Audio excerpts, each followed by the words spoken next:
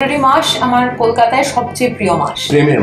প্রেমের মাস। বসন্তের একটা অদ্ভুত ফিল আছে, তার মধ্যে একটা বিষণ্ণতা আছে, একটা উন্মাদনা আছে, সেই সবটাই আমার ভালো লাগে। কলকাতার সবচেয়ে প্রিয় ঋতু এবং সবচেয়ে প্রিয় মাস হলো ফেব্রুয়ারি মাস। দুদিন বাদে ফাল্গুন মাস শুরু হবে। ভ্যালেন্টাইন্স ডে আর সরস্বতী পুজো, যেটা বাঙালির ভ্যালেন্টাইন্স ডে, কোয়েনসাইড করেছে।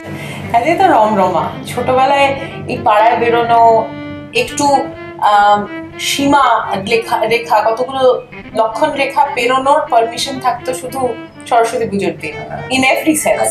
কিছু রাস্তা পেরোনো, কিছু ক্রস করা, কিছু ইউজুয়ালি নিষিদ্ধ জিনিস করার পারমিশন ওই একটি দিন পাওয়া যায়। সরস্বতী হলুদ শাড়ি পরে প্রথম কাছে কুল খাওয়া তো নিষিদ্ধ, হ্যাঁ বলতে পারো।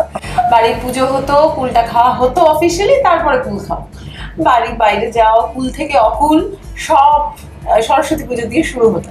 কাজে সেই সময়টা আমার বিশেষ প্রিয় সময়।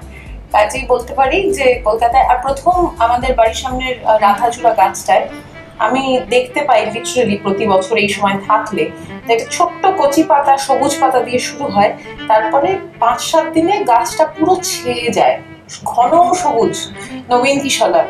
কাজে এই ট্রান্সফরমেশনটা দেখাটা যে কি ফ্যাসিনেটিং, দারুণ লাগে এই সময়টাতে যেটা। হ্যাঁ।